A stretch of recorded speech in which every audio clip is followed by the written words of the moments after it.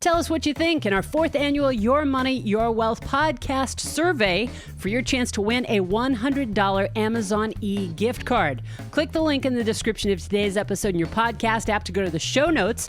The password to fill out the survey is PURE, all lowercase. U.S. residents only, no purchase necessary. Survey giveaway closes and winner chosen at 4 p.m. Pacific time on August 31st, 2021. Should you move money from tax-deferred retirement accounts into an account that'll give you tax-free growth on your investments for the rest of your life and your kids' life? What do you think? Today on Your Money, Your Wealth podcast number 339, Joe and Big Al answer several versions of what is probably the most common question we get here on YMYW. Should we do Roth conversions? Before we get married, should we do a 403B to Roth conversion? When and how much should we convert to Roth if we want to keep our ACA subsidy? Should we do Roth conversions with more aggressive funds first? If we use all our cash to pay the tax on Roth conversions, will we run out of money for our early retirement? And to cap it all off, something completely different. Can you sell without selling your house? What do the fellas think of Rick Edelman's answer to the question, should you pay off your mortgage? I'm producer Andy Last, and here are the hosts of Your Money, Your Wealth, Joe Anderson, CFP, and Big Al Clopine, CPA. Got Dom writing in from Columbus, Ohio. He goes, hi, I generally enjoy your show, and I have shared YMYW podcasts with most of my closest friends. Why only most, Dom? Why not all? Well, and he actually said, I genuinely enjoy. I think you said generally. That's what I was confused at. I generally enjoy your show, not all the time. But no, he said genuinely. I tell some of my friends about it. I give you a 2.1 star. I love anyway, Big Al. He genuinely enjoys, genuinely. Okay, you know my pronunciation. Yeah. Really? Efforts. He really enjoys the show. Yes, Yeah. He enjoys it, but only shares it with most of his friends. Not all. Not all. When I debate Roth strategies with a friend, I discovered your show, and I won the debate. Thanks to you. All right. My wife, 36, and I, 39, have 2 kids under the age of 6, and we plan on retiring at age 65. My question is about converting my current 401k balance to Roth IRA. Would it be more beneficial to convert our current 401k balance to a Roth over the next 5 years, or just leave it as is? It seems highly likely taxes will rise in the future. We have changed all future 401k contributions to Roth. Based on average returns, I estimate close to half my 401k will be taxable 27 years from now. Goal, $6 million by age 65. The quest seems simple, but I'm curious if the current 401k balance is not converted to Roth, if there is a way to utilize my taxable funds in a FIFO-like method in retirement to provide a favorable tax situation. All right, details. Wife and I now max out 401k annual contributions, $19,500 each, and Roth IRA, $6,000 each. Okay. Salary is $150,000. My salary, okay, Dom. Wife's salary is $100,000. So they got a 6% match on Dom and the wife at 4%. Current assets, got a nice primary residence, $650,000, $150,000 mortgage. Got some rental props, $500,000, $350,000 in mortgages there. His 401k balance out, $525,000 at age 39. Yeah. Pretty good. Yeah. Really good. Future 401k contributions and Roth contributions beginning 2020. Wife's 401k is $100,000. Future 401k contributions are Roth contributions. Brokerage account, $150,000. Roth IRA, $24,000. He's got a little ESPP plan. I like how he has to put like company stock. Like we don't know what the hell an ESPP plan is. Yeah, employee stock purchase plan. We do know that, but maybe our listeners do. Just in case. Thanks. Yeah, $25,000. He's got a 529 plan as well for the kids. He's got no pets. A Cadillac CT6. That's a badass car. And he's an avid golfer. Dom, what's your handicap? If you're gonna put avid golfer, you're gonna say what? Scratch. I'm a +4. Yeah, I'm an avid golfer, and my handicap, which can't really compute. Yep. Oh, just shut up on that one. All right. So, okay. So he's got $550,000 in a 401k plan. He's saying, Joe, Al, should I convert this over the next several years to Yeah, and it's they're making $250,000 a year. Sure. That Right. gives And them they're- what, the 22% Well, tax bracket? Yeah, plus they're maxing the 401ks 20,000 each, so that puts them at 210. Then they got a standard deduction. But no, they're Roth though. Oh yeah, you're right. Yeah. Okay, you're right. 250 standard deduction. We'll call it 225 is taxable income. Probably could convert about 100,000 plus or minus to stay in the 24% bracket. That might not be a bad idea from the standpoint that it's probably at 7% rate of return. It's going to double more than twice, right? Plus more than that because of the match. That'll be taxable. So yeah, that's what I might look at is maybe 100,000 a year. Stay in the 24% bracket. I wouldn't go past that. That's the simple answer, Dom. I think we could do a little bit better than this. Is map this out. You want to retire at age 65. First of all, you're doing the math right in regards. Okay, here's the goal of 6 million, but why is that the goal?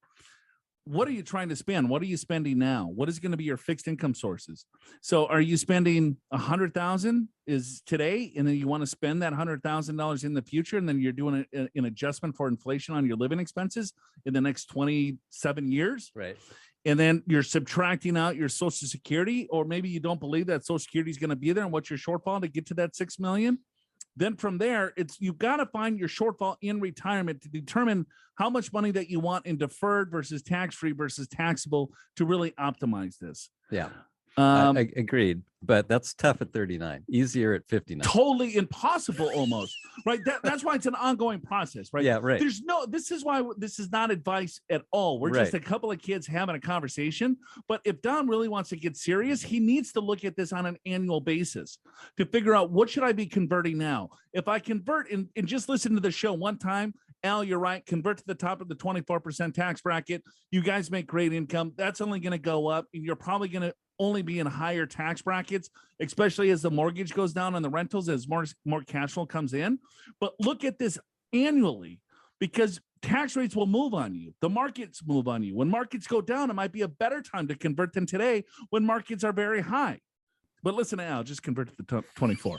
Hi, Joe and Big Al. My income dropped enough this year to put me solidly in the 12% tax bracket. Can I roll over some of my 403B into a Roth IRA in order to pay the taxes at the lower rate this year?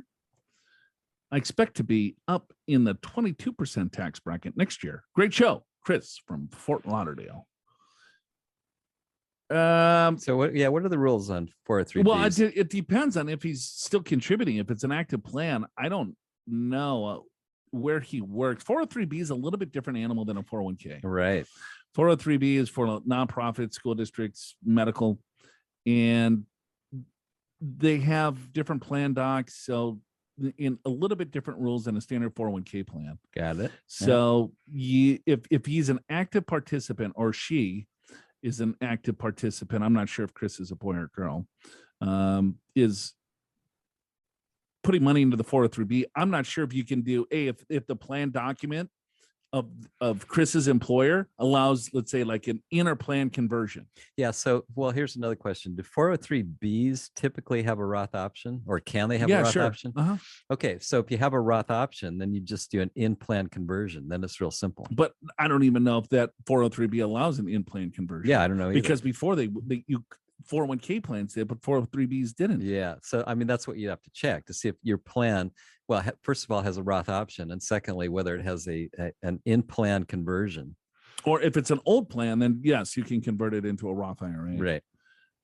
Sorry, this is not cut and dry, but yeah, I mean, yeah, if you can do it, then for sure do it. It's in the 12% tax bracket. Yeah. And if you're going to be in the 22% tax bracket, then I guess that's one way to answer the question is yes, do it if you can. See if you can, right? Yeah, see if you can first, and then go from there. But yeah, fill up that 12% bracket, and because that's cheap tax money. So yeah, you definitely want to do that if you can. Okay. Hey team, Steve here. Hey Steve. Are you responding for the team? Yeah. Who writes Team? Yeah. Hey, team, Steve here. Wanted to say thanks as I learned a lot from your show. Super helpful. I listened to it on my commute home from work, and the laughs are an added benefit. Is there humor in this show? I mean, we're just talking finance. Tons. Tons. I have a Roth conversion question. Yes, I know, not your favorite, but hey, it's at least it's not a backdoor or mega backdoor question or the Megatron. My fiance and I are married next year, are to be married next year. And she currently has a traditional IRA that she has been contributing to, but recently got covered by her work plan and is now contributing to a Roth IRA. She makes approximately $100,000 a year. When married, we will likely have a combined income of $400,000. Given that, I was curious if you think it makes sense for her to do a Roth conversion of as much of her traditional IRA that would still keep her in a lower tax bracket, assuming we have the cash to pay the taxes. She has $70,000 in her traditional IRA and $5,000 in a Roth IRA. Thanks. Keep up the good work. All right, Steve here. Last name's here. First name Steve. Yep. Got it. Okay, so she makes $100,000 a year minus 12. Call it 90. She's in what, 22, close to. Yeah, top of the 24% bracket for single taxpayers, about 164, 165. Okay. Okay. Do we know ages? No, but they're engaged, so I'm guessing younger. That'd be a reasonable guess. Yeah. Right? Yep. Assuming they're younger, probably not a bad idea, right? Yeah. Because when they get married in the following year, it's probably too high of a bracket to do it. Oh yeah, you wouldn't want to convert at 400,000. No. At 70,000, yeah, she could probably convert 50, 60 grand, right? Yeah. If she's making 100, assuming that the money that she's adding is going into the Roth option, so 100,000 minus, let's just call it 10 to make it easy math. 90,000 to get to 160 is about 70, and that's the amount. So roughly, yes, and depending upon if you're young, and chances are your income will go up, and now is an opportunity in a low bracket. Sure, I think it's a great idea. You just know that you're going to have to cut a check at tax time of 20K. That's right. Yeah, you bet. Right. So, it's probably the right thing to do. I'm guessing that Steve's future wife maybe not be doesn't listen to the show. Yeah. And he's doing all this financial planning ahead of time before they're even married, Sure. Which is a very good planner of Steve. Sure. Trying to think of what's the angle. What's the angle here? Because hey, we're going to be in a high tax bracket. She's got 70 grand, right? Or 100 grand in retirement accounts. And he's already doing the financial planning. He's the planner. Yeah. Right. Right. And then he's like, honey, just convert it. And then so she's going to do her individual tax return. It goes to her CPA, and she's going to owe 20 grand next year. 20 grand. And she's like, what? Steve, what are you doing? That wasn't a great idea. I'm out of here. The marriage is off. True. Good point. Right. So make sure you communicate. Or she's super tight on this and she listens to the show. Then Good point. all good. But it's going to be a big tax bill. Right. It's probably worth it, but just make sure you communicate that as well. Yes. We've got more Should We Do a Roth Conversion type questions coming up, but what about you? Should you be moving money into a Roth account and getting lifetime tax-free growth on your investments?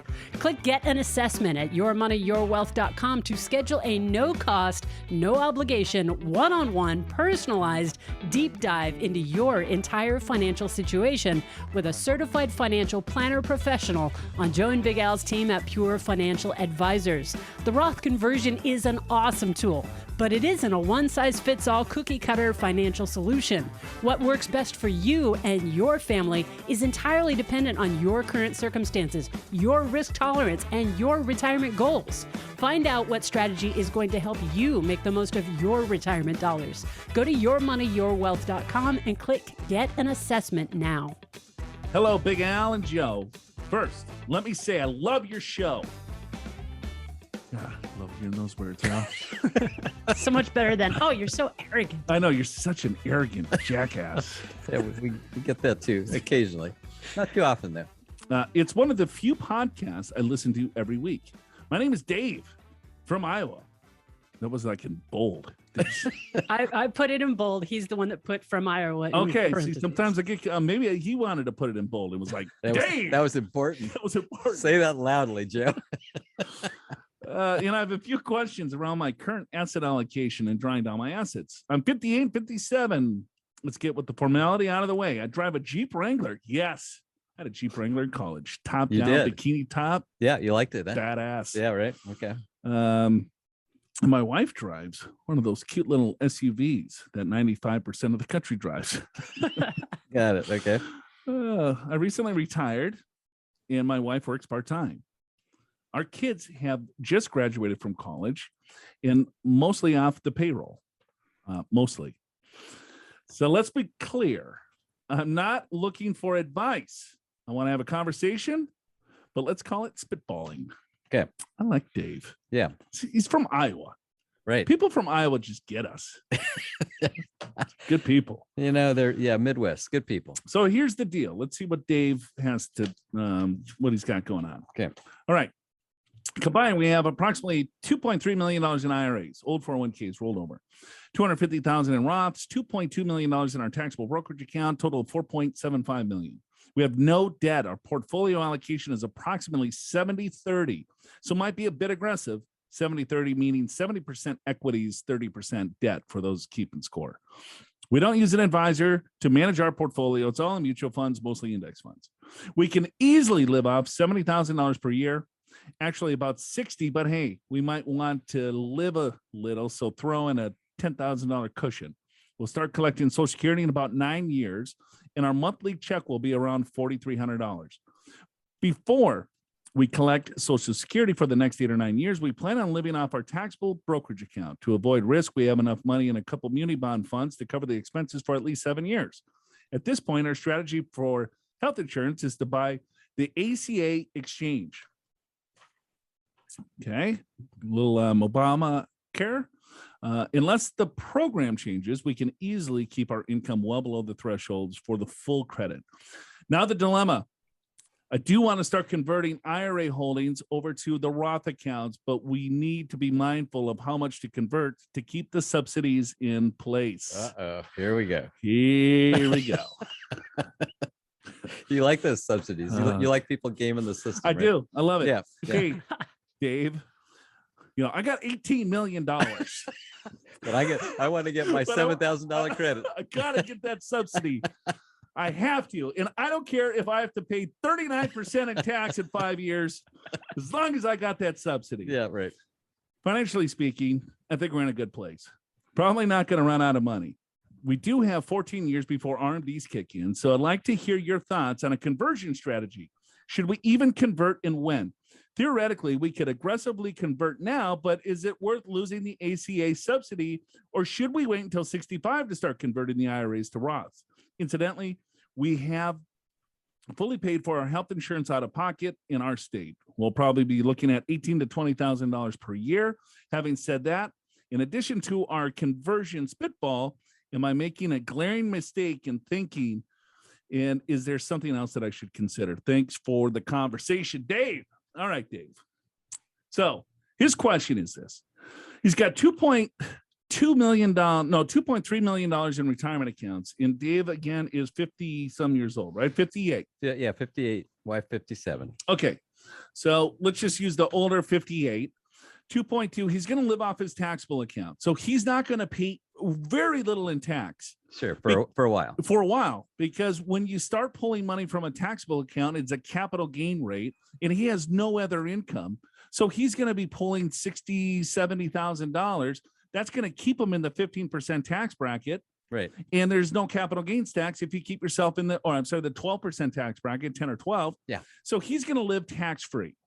So being in that low of tax bracket, the government thinks he's broke. Right.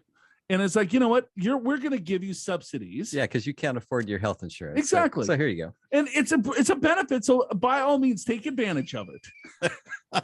You just get a little fired up on this. It's okay. I'm getting over it. Yeah, okay. Because it's good. Al, you're right. It's the right advice. It's tax advice. So he's saying, all right, well, you know what? I want to keep those subsidies because it's a couple of bucks, and health insurance is extremely expensive. And if I get some money from the government to help pay for the health insurance, well, let's do it. Right. So the question here is that I have all this money in a retirement account that's growing that I don't have to pull out probably ever. But at 72, I'm mandatory, or it's a mandate for me to start taking the RMD.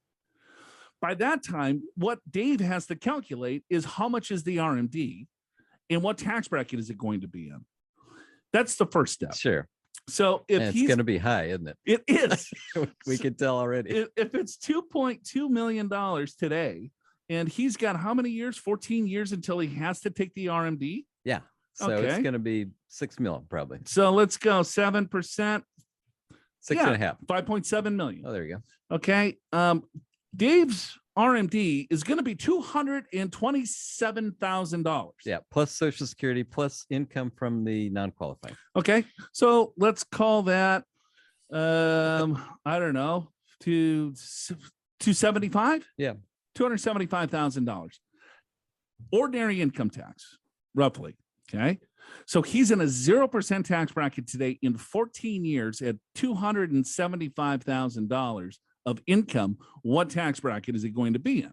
He'll be, well, if we go back to the old rates, pre-2018, he'll be in the 28% bracket, but he'll probably be subject to alternative minimum tax, depending upon how much tax his state has. So it could be equivalent 35 because of the way alt-min tax works. Plus the state of Iowa will want their share. Sure. So that's the first step, Dave, is to take a look at that. Of course, they're all hypotheticals. We have no idea what the tax brackets are going to be in 14 years. But then Dave's got to ask himself, do I believe that tax rates are going to be higher, lower, or the same in 14 years from now? If he believes they're going to be the same or the higher, then you use this. And it's like, okay, well, it's going to be roughly 35% plus state, or it's 28% plus state versus 0 today. Right. So here's another way to think about this.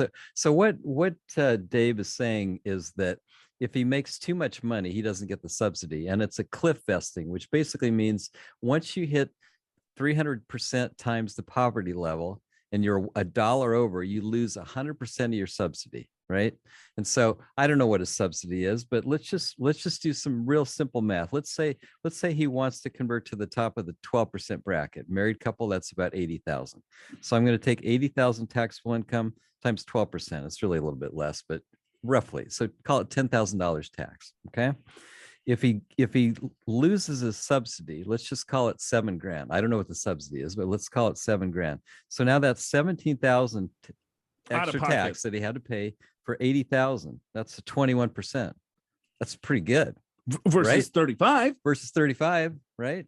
So then it's like, okay, and then once you lose the subsidy, you've lost the subsidy. So the next bracket after that is 22%. We'll do that if you're going to be in a 28 or 35, right? So the math again, Dave, is look at the tax that you're willing to pay, then add in the lost subsidy to that tax line. As a tax, as right? a tax. And see if it still makes sense as a percentage. Right, because you're out of pocket. So you just call it a tax because you're not getting it. So you lost it. So you have to pay for it. So in this example, it's 17,000 because you had to pay 10,000 in tax. Plus he added subsidy of $7,000. Yeah, you lost $7,000 of a subsidy. So 17,000 is what it costs you for an $80,000 conversion. So what's that? 17 divided by 80, 21%. Well, that's actually not a bad rate when you think of it that way. So would you rather pay 21% today, or would you rather pay 30 whatever percent or whatever later? Yeah. Right. So then you have, the sooner you get the money in the Roth, the better off you're going to be, because then you get compounding tax-free growth for your entire life, for your wife's entire life, and then for the kids' entire life. So if you're going to keep it in the IRA, just know that you're going to pay a lot more in tax, and the kids will pay a lot more tax. Hi, Joe, Al, and Miss Andy. Craig from the mountains outside of Seattle. The mountains. All right. 6 rescue cats. 2 Roddy Shepherd mixed pups, and drive a 2012 Durango and a 2007 Subaru Tribeca. Jameson. Ooh.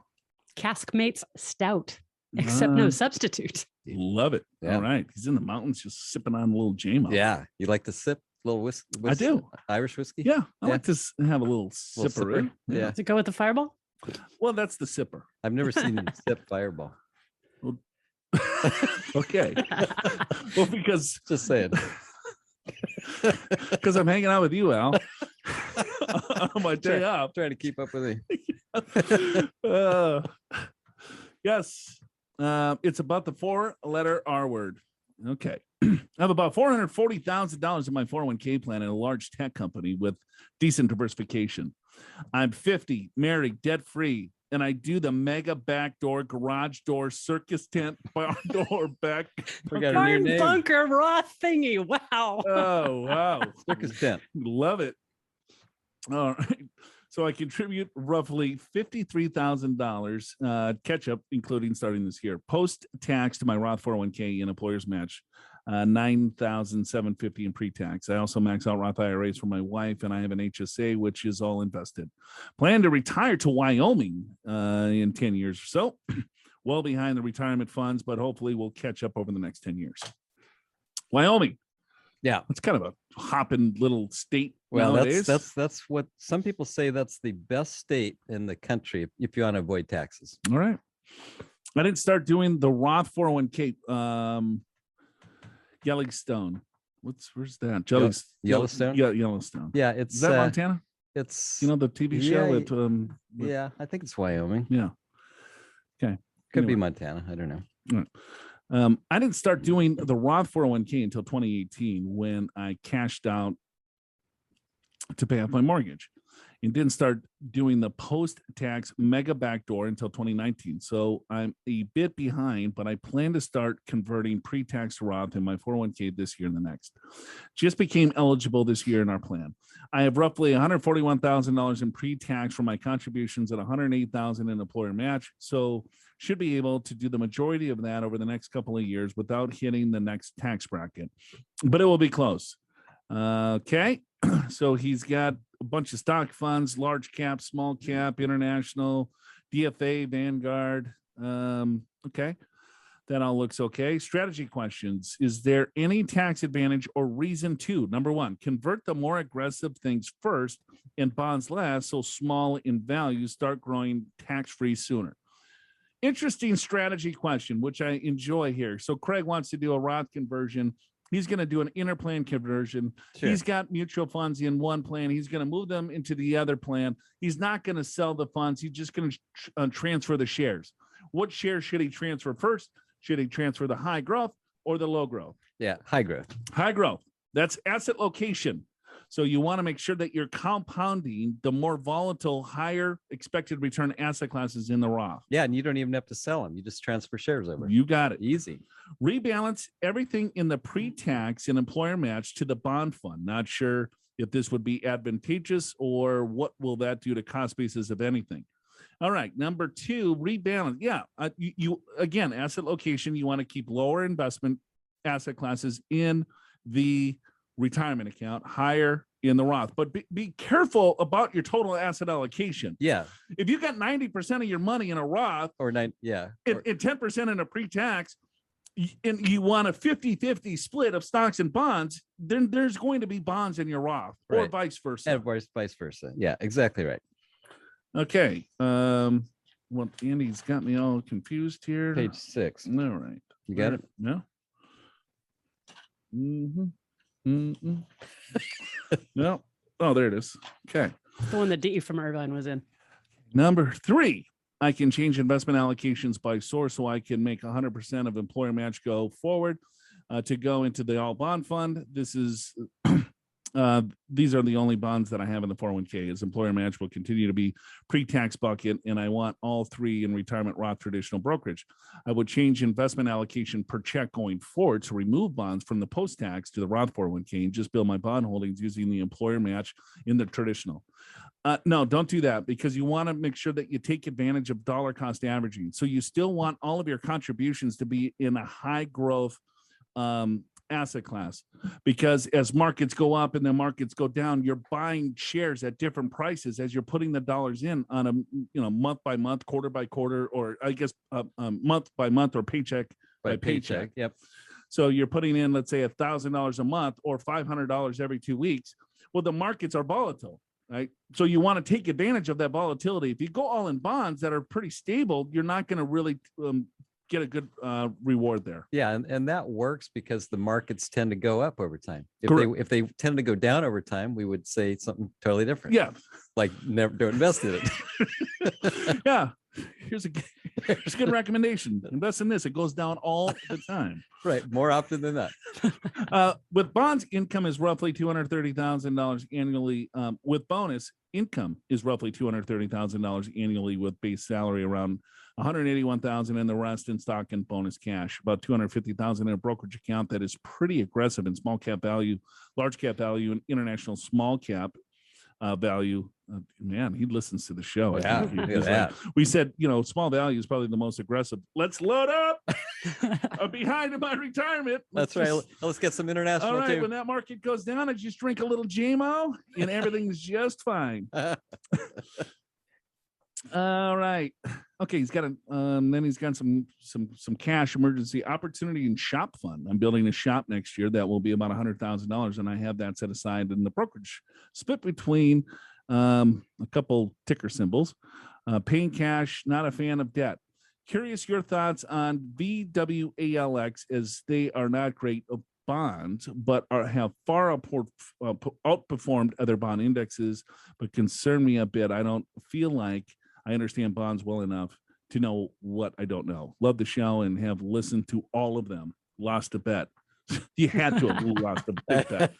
So that looks like a high yield fund. Yeah. Okay. That's a little tricky. That's risky. I mean, as far as bonds go. So if you think of it like this is what a real simple example, and then we are way over the clock. Yep. Is that a bond is a loan. So you're lending your money in, I'll just super simple, to the federal government. Sure. If you're going to lend your money to the federal government, the likelihood of the federal government paying you back is pretty high. Yeah, since they print money. Since they print money and they almost guarantee it. That's pretty good. So I'm going to give you a loan. You're going to give me a very small interest rate because it's safe. Safe. Yep. And the probability of you getting all your money back is very, very, very high.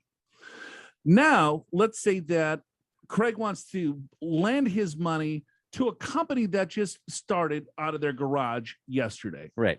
They said, Craig, give me $100,000.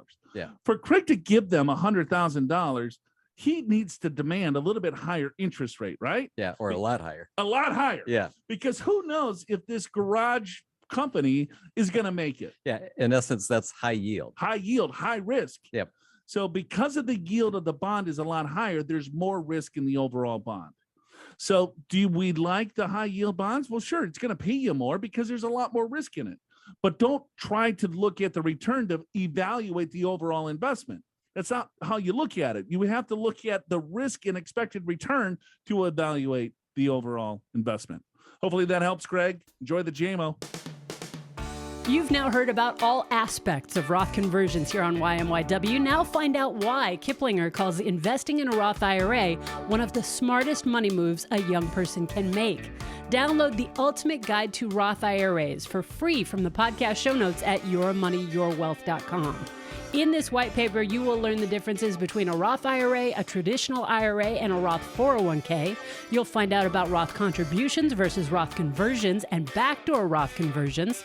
You'll learn about taking withdrawals from a Roth and much more. Click the link in the description of today's episode in your podcast app to go to the show notes and download your ultimate guide to Roth IRAs for free.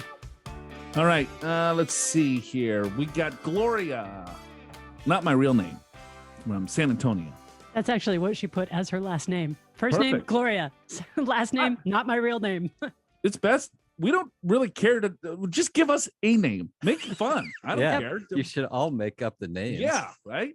Make up where you live, too. We don't really care. It just sounds better when you say Gloria, not my real name, from San Antonio, Texas, versus a writer or someone writes in. Right. Yeah, it's nice to have a name. Yes. And a location. And yeah, because and we if talk about San Antonio. If where you are has anything to do with taxes, then probably should tell us your actual location. Yeah, or at least the well, state. not the exact address, because No. Andy will find that anyway. Yeah. Give us the state. You could say you live in Austin, even though you live in San Antonio. Yeah. Close There enough. you go. And then we could talk about our buddy that lives in Austin that hangs out at the The food trucks. the food Chris. truck. That's right. Yeah. You know, he's hanging out. Yeah. Hey, how you doing? Right. You want to talk about some finances? Joe Sure. completely made that story up about him. Guarantee that happened. We got Gloria from San Antonio. We got to get back to Gloria. Yeah, we do. Hello, YMYW team. Always a pleasure listening to your show. I'd like to know if our plan would work. My husband and I will turn 55 next year and would like to retire if possible. We earn a combined income of $170,000. My husband also receives $5,800 a month from a military pension. Our monthly expenses are about $9,000. We have combined $1 million in TSP, $180,000 in a Roth, $250,000 in brokerage, and $50,000 in cash. We have $550,000 left on the mortgage, 28 years to go at 2.5 or 2.25% interest rate. We are paying off the last car loan this year. We have 2 young adult children in college, but still living with us. Their tuition fees are taken care of. We have 3 rental properties in Germany from when my husband was stationed there. They have minimal cash flow. It does not cover the $8,000 or $9,000 property tax. We can refinance these rentals in 2023, which would increase the cash flow. Planning for my husband to take his Social Security at age 62 while I wait for mine at 67. I will also receive a pension at 62 of $1,500 a month. Do y'all think we can survive between age 55 and 62 without working? We also are extensive travelers, and this is not included in our monthly budget. I'm kind of nervous. I don't even want to convert our regular IRA to a Roth because I'm afraid we're going to run out of cash if we pay it for the taxes. Love your team and thank you in advance. I don't remember Gloria's question. I don't either. So this, I think, first time we've seen it. I think it got stuck in the internet system. Yeah, we had a couple weeks where we didn't get questions. Yep. Sorry, I think Gloria. that's what happened. That was probably you. Yeah, Andy deleted the whole database. Okay, just blame me. That's fine. Yeah, she had little. What's it called? Big thumbs or Fat finger. fat finger? Yeah, There you right. go. Yep. Big thumb or fat finger. Yeah. Same. That is a term with traders, investment traders. Yes. Fat finger. Yep. All right. Okay. So he wants to retire at 55. They have 55. Let's call it $6,000 coming in. They want to spend $9,000. Yeah. So they need 3, right? So they need $3,000. Right. Yeah. And they got about $1 million.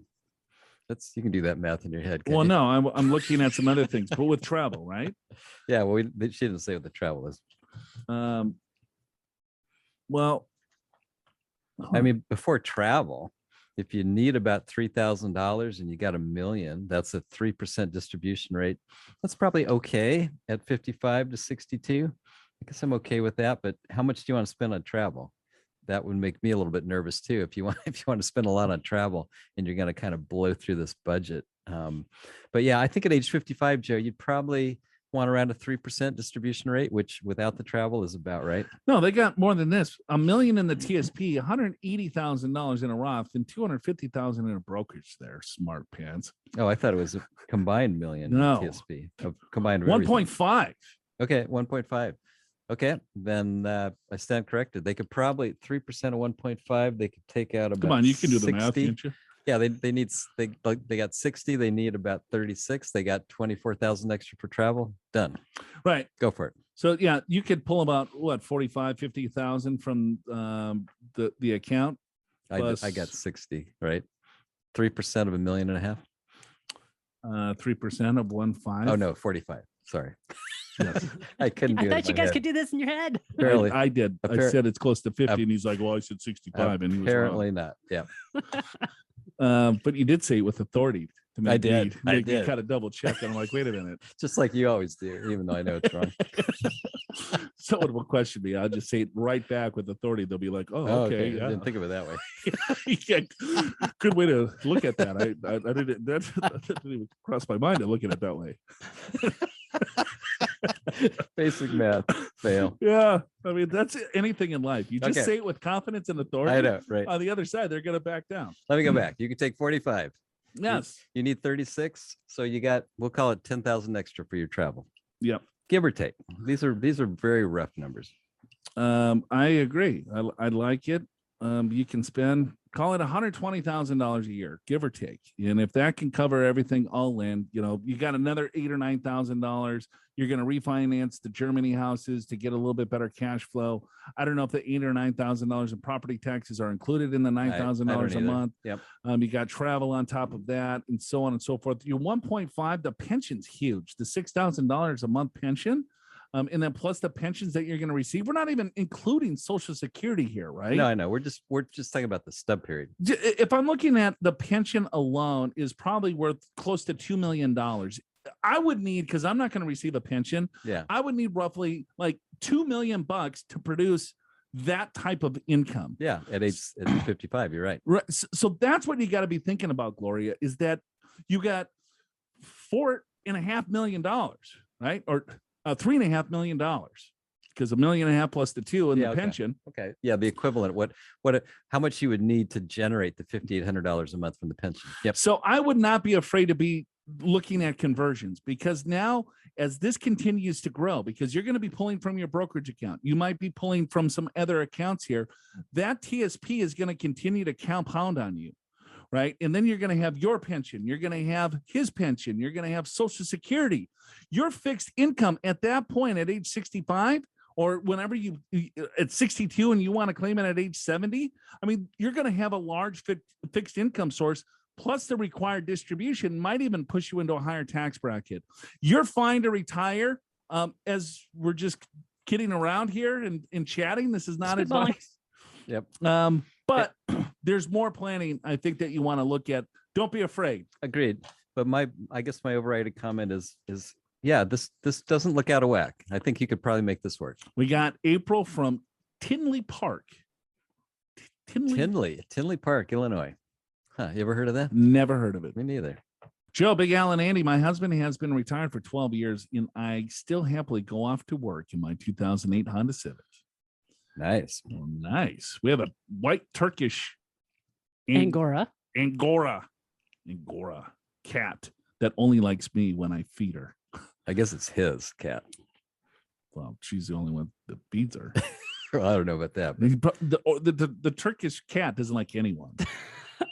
And when you feed it might like it for like a couple minutes. You can pet the cat while you're feeding him or her. April would like our thoughts on the following article.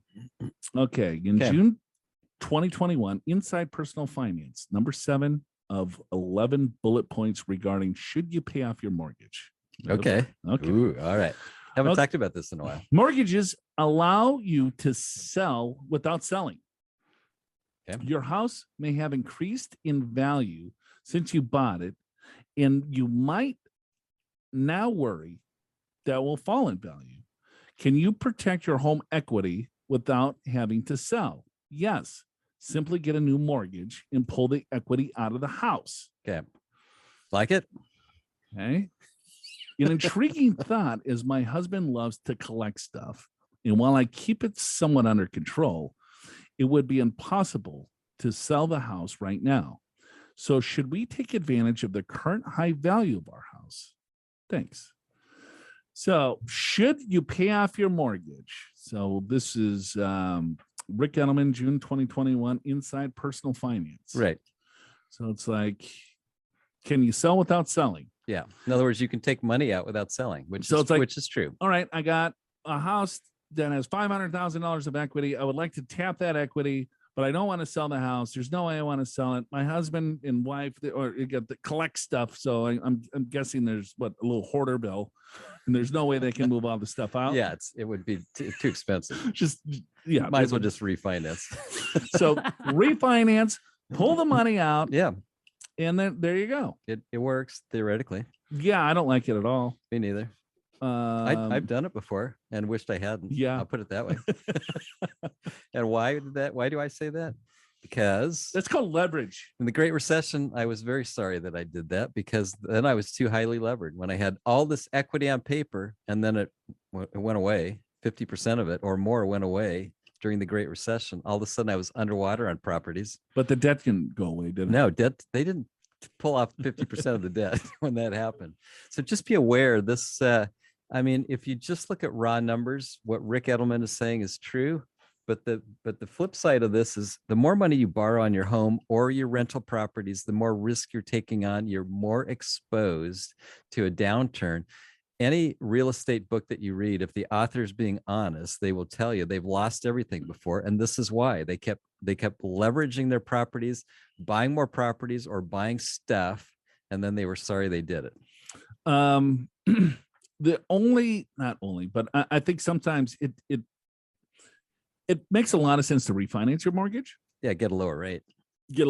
Maybe push out the term longer just to keep your payment lower. Sure. And that's a good one if you're retiring and you don't quite have enough cash flow and you want to stay in your home long term, just refinance, have a longer term, lower your payment as long as you can afford the payments, right? Right. If you want to pull money out, then it's all about time and cash flow. What is your fixed income source? If you're looking to go into retirement and now you have a lot larger mortgage, but you have liquidity, be careful with anyone selling this. I mean, I remember back in the day, they're the road shows, and they would be like, oh, untap your house and put it into a life insurance contract and have the money grow tax free, and right. All this other crap. Be really careful with anything like that. Taking money out of your house and then like using it for arbitrage. Your interest rate is 2.5%, but you could get 8% or 10% in the market. And the difference there is, money that you would never earn. And why are you having, I don't know. I'm not a big fan of that. Yeah. Maybe we're just conservative in nature. Maybe. But I've done it and I got burned. So that's why I'm not too big fan of it. Yeah. So there you go. April from Tinley Park. Thanks for the email. But I mean, theoretically, this does make financial sense as long as your investments that you buy with this money go up in value more than the loan. I guess anytime someone comes into our office, and says, you know what, I took $300,000 out of my house. It's in cash. I'm looking for something to do with it. Right. Those are always the worst clients. Yeah.